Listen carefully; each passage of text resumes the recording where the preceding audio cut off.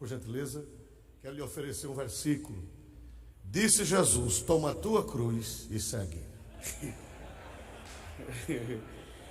Quando o mestre dizia assim, o vento acalmava, né?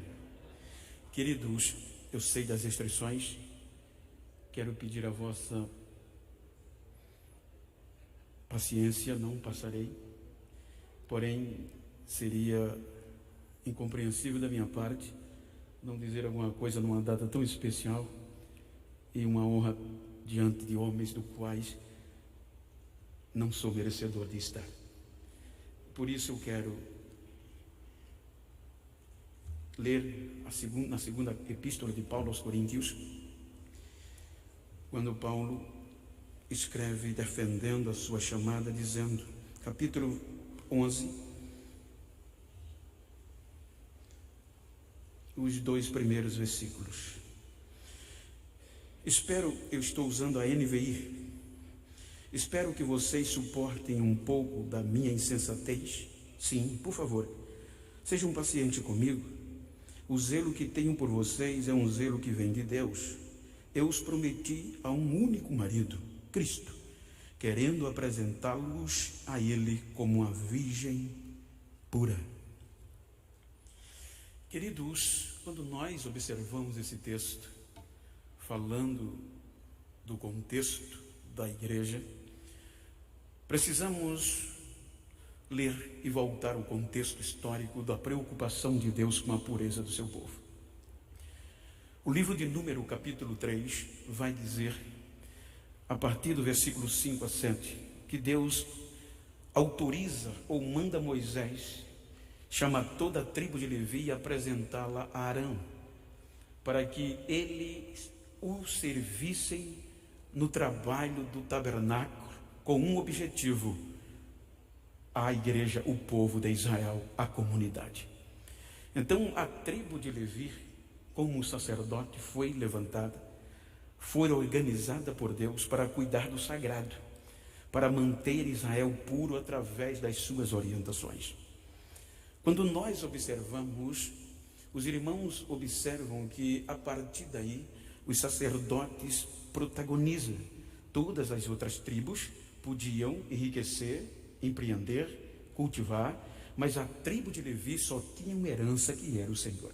O seu objetivo era apresentar Israel puro diante de Deus. Portanto, uma vez por ano, este sumo sacerdote adentrava, rompia o véu do tabernáculo para interceder como intermediário pela pureza de Israel. Com o passar do tempo, os irmãos percebam que a arca era o orgulho de Israel. A arca era um símbolo do que viria pela frente. Então, este passar do tempo, a ponto de que no período de Eli, esta pureza já não era visível por conta da corrupção que adentrou por meio dos seus filhos. Então estes homens já não apresentavam Israel com o teor de pureza, a ponto de que a arca é tomada e Cabode foi-se embora a glória de Israel. Com o advento de Samuel, o mau testemunho sacerdotal de seus filhos fez com que o povo abdicasse dos e viesse a optar pela monarquia. Então a monarquia vem. Quando a monarquia vem, nós percebemos que agora Israel como um todo, então os reis protagonizam. O protagonismo vem para os reis, o chefe militar e oficial de Israel. Os sacerdotes agora serviam ao rei. Então, com o advento de Davi, a arca vem para Jerusalém. Ele traz a arca de volta. Com o desenrolar no período de Salomão, os irmãos vão de convir que os erros de Salomão fizeram Deus querer abrir mão da dinastia davídica, mas por amor a Davi, ele resolve dividir. Então, com a divisão do reino, 10 tribos vai para o norte, encabeçada por Jeroboão, e 2, representando Judá, fica no sul. O interessante é que esta dinastia que vai para o norte Se nós observarmos o contexto histórico e na linha do tempo, foram cerca de 209 anos. Desses 209 anos no norte, 8 dinastias diferentes passaram, 19 monarcas, e nenhum foi capaz de cumprir o que Deus pediu a Moisés, a pureza de Israel.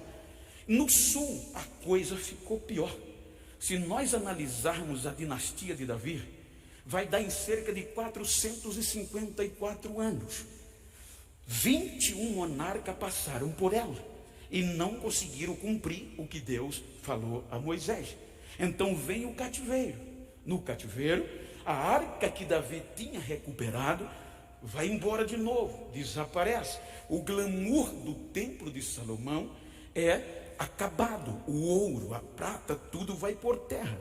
E isso implica dizer que Israel se tornou impuro, a ponto de Deus trazer juízo por conta da impureza. 70 anos pós o cativeiro, este povo volta. Agora já não vem mais a monarquia. Os sacerdotes voltam a protagonizar a história. Então, quando eles voltam sem arca, sem glamour, aí chegam em Jerusalém só a miséria. É aí que entra o profeta Ageu, de força, de coragem, sumo sacerdote Josué, Zorobabel, reconstrua, recomece, porque assim diz o Senhor, a glória desta casa será maior do que a da primeira. Ou seja, eles, em síntese, recomeçam, reconstrói o templo como o templo de Zorobabel. Anos se passam, cerca de 120 anos se passam. Então Deus resolve se calar. Não havia pureza à altura de Deus atender Israel. Então, como os 120 anos aproximadamente passam, a Bíblia diz que vem o silêncio de Deus. O silêncio que compreende cerca de 400 anos. E quando nestes 400 anos, a coisa fica mais crítica. Estes homens que foram escolhidos através dos tempos para manter Israel puro, não havia mais capacidade.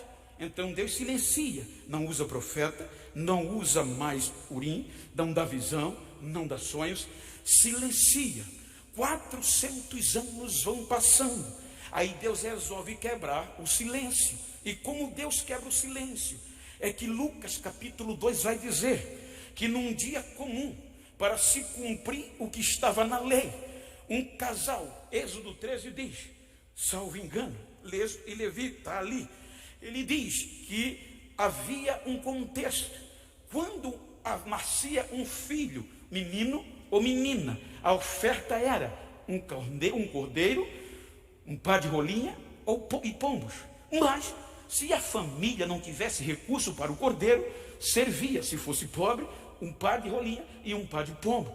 Então, quando tudo parecia perdido, Israel já não era tão puro para se apresentar diante de Deus. Aí Deus quebra o silêncio. E como é que quebra o silêncio? Sintetizando, é que na rua principal do templo em Jerusalém, a Bíblia diz, Lucas registra no capítulo 2, que cumprindo-se o dia da purificação do parto de Maria, como estava escrito. Então Maria e José vêm a Jerusalém para cumprir o que estava escrito na lei, apresentar o menino, porque está escrito que todo menino, primogênito do sexo masculino, era consagrado e ofertado ao Senhor. Então vem aquele casal pobre, e aquele casal pobre vem na mão, no braço, no colo de Maria, a arca, e agora a arca vem lá, e Israel não reconhece. Ela vem trazendo a arca de volta para o templo. Então ninguém atenta para isso, porque esta arca não vinha coberta de ouro, nem de prata, era madeira, a simplicidade humana, mas vinha no colo de Maria. Quando eles entram no templo, aí Lucas diz que a glória que Ageu profetizou estava entrando de novo. O ouro do passado já não era a altura, porque a arca do passado era símbolo, agora entra o original, a verdadeira glória. Então quando ele entra, diz Lucas, que no templo, naquela em Jerusalém, habitava um homem, já idoso, chamado Simeão, sem destaque, entra na história aqui.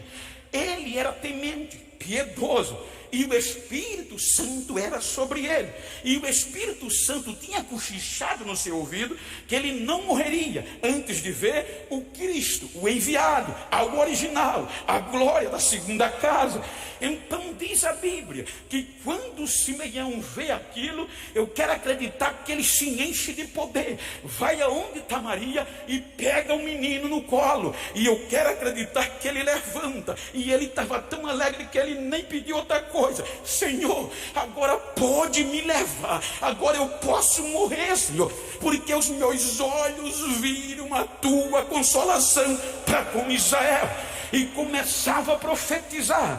A arca entra no templo de novo, e o povo, Israel, não percebe, porque não tinha ouro, não tinha prata, não tinha glamour, era madeira, era simples, e eles fazem tudo que não podia se fazer com a arca. Agora eles rejeitam a arca, eles batem na arca, eles cospem na arca, e eles crucificam a arca, a verdadeira glória.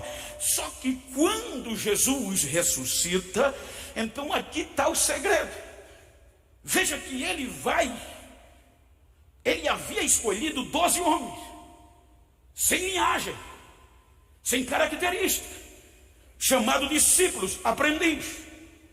E quando Jesus ressuscita, sintetizando, os discípulos com o derramado Espírito Santo são chamados apóstolos, que quer dizer enviado por alguém, remetido, atirado. Então eles são enviados como Jesus. Agora já não são mais discípulos, são apóstolos, já não são mais aprendizes, são ensinadores. Então eles vão pôr em prática o que no ministério Jesus ensinou, a pureza da igreja. Vejam que o ministério de Jesus foi a pureza da sua igreja. A igreja era o segredo, era noiva, a ponto que vem à tona o que Lucas fala em Atos, o que ele conta no ministério, o que Mateus registra.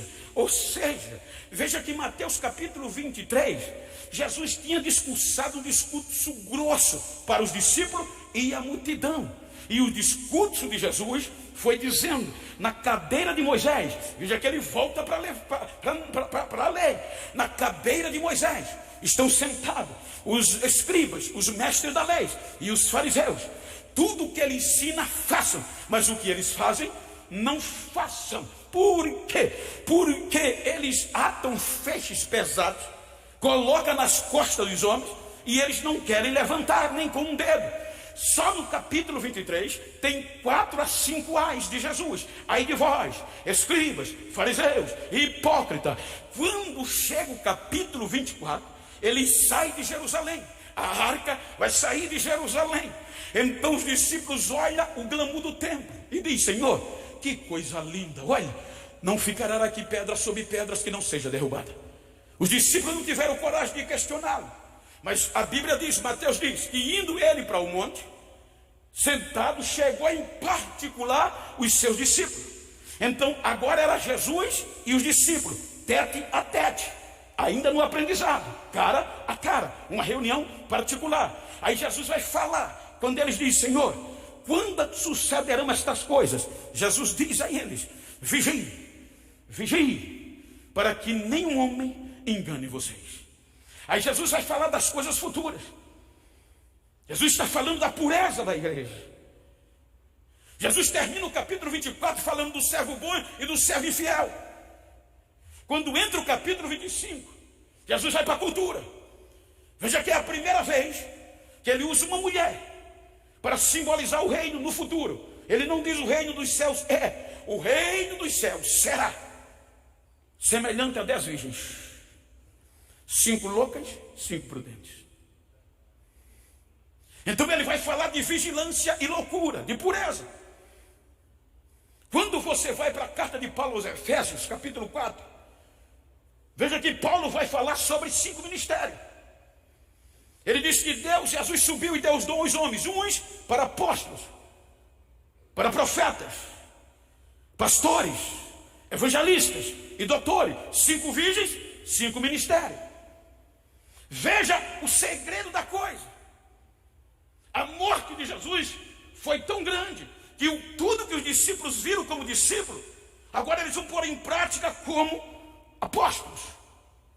Ou seja, eles viram quando Jesus, isso eles não entendiam ainda, quando eles bateram na arca, quando eles levaram Jesus à cruz, o interessante é que você vai ver Pilatos sentado no tribunal, faz a apresentação de Jesus e Barrabás, e eles escolhem Barrabás.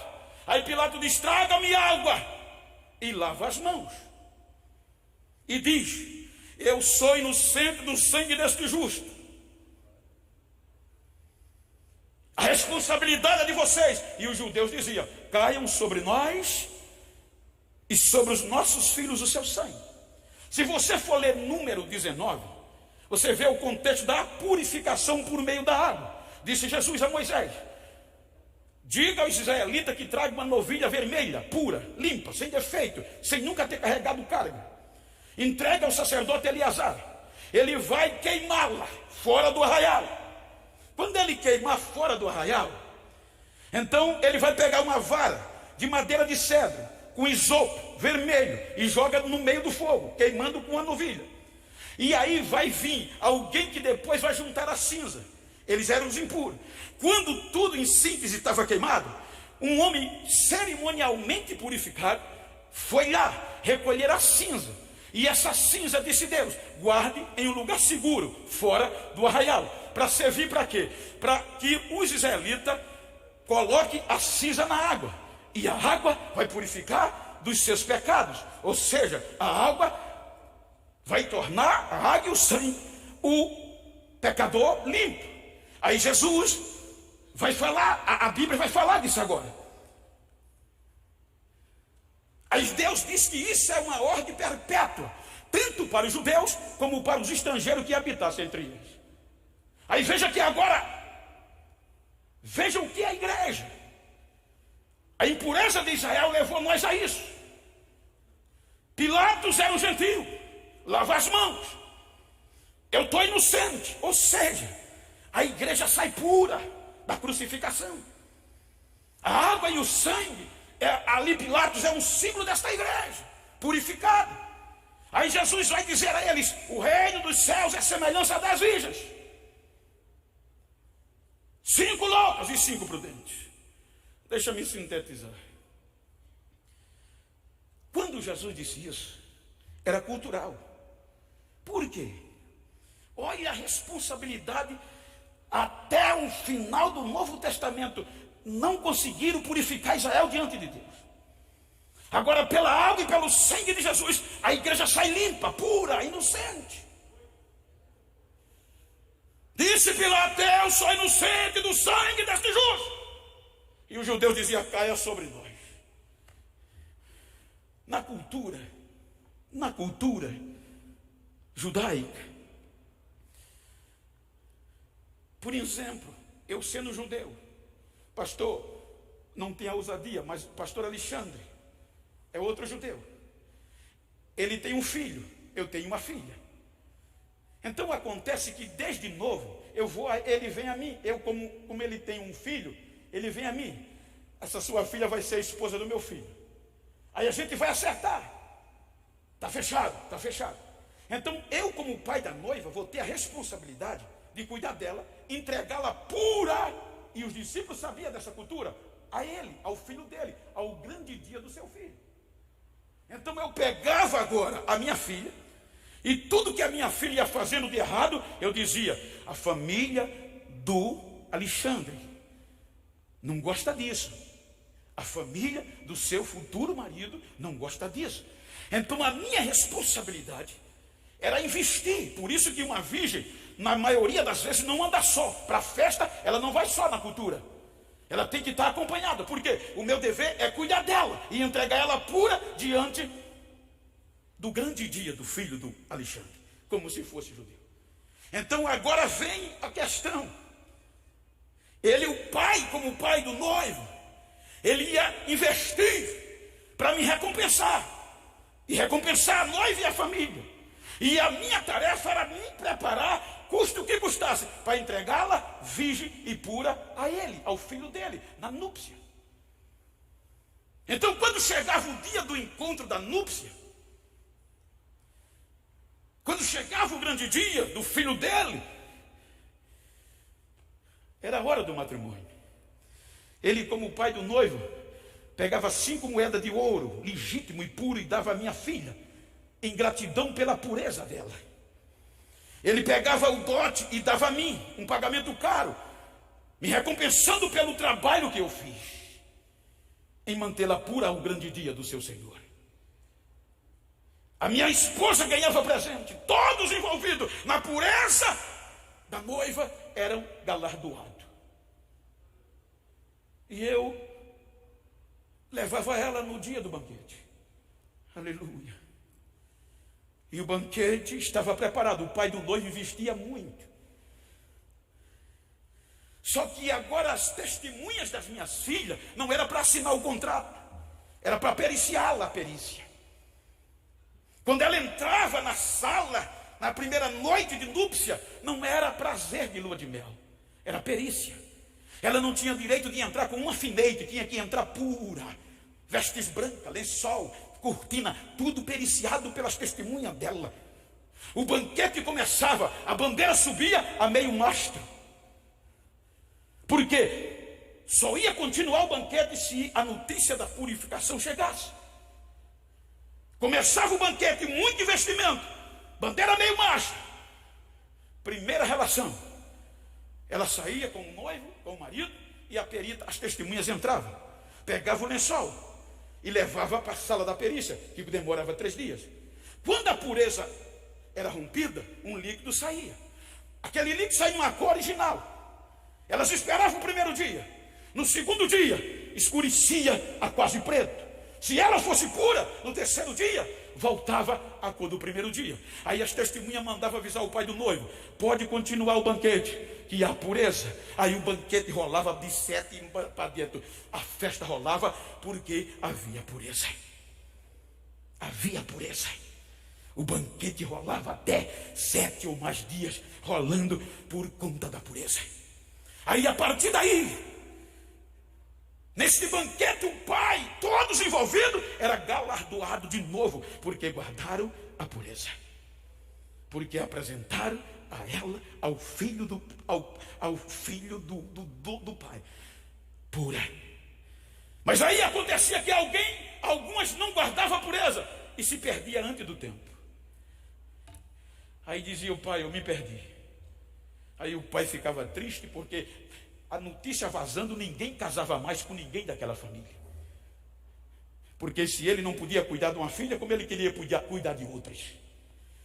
Era vergonha pura, e muitos iam embora da cidade. E muitos lá compravam laudo por dinheiro, para quando voltar para a cidade, ter garantia médica que a filha era virgem. Então ela voltava com laudo de virgem, periciada pelo médico. Andava como virgem, sentava como virgem, pregava como virgem. Mas o laudo não dava garantia de banquete. O que dava era o lençol. Era a cor mudada no dia original. Então você veja o quanta responsabilidade é para manter uma igreja pura durante anos. Por isso que quando Paulo escreve a Coríntios, a uma igreja gentia, ele é bem taxativo.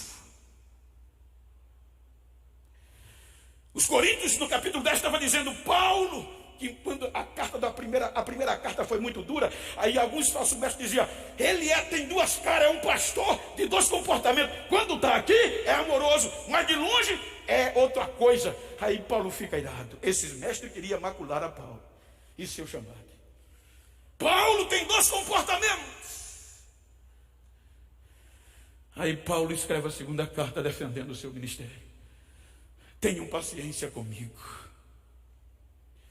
Às vezes, as minhas insensatez, eu cometo até loucura. Mas porque eu tenho zelo de vocês, E o zelo que eu tenho de vocês é zelo de Deus, porque eu prometi a vocês um único marido, Cristo. E eu prometi a Ele entregar vocês pura diante dEle, como uma virgem pura.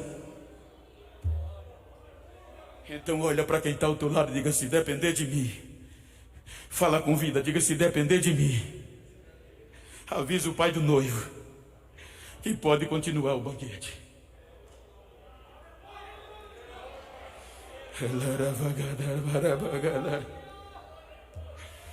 A bandeira subia. Quando as peritas diziam: continue o banquete, a festa rolava, porque todo mundo dizia: a pureza, a pureza, a pureza. Quem tinha laudo não entrava. Quem usava laudo não tinha azeite. Quem usava laudo só ficava na porta. Deixa eu entrar. Aleluia. Mas quem tinha pureza, 110 anos.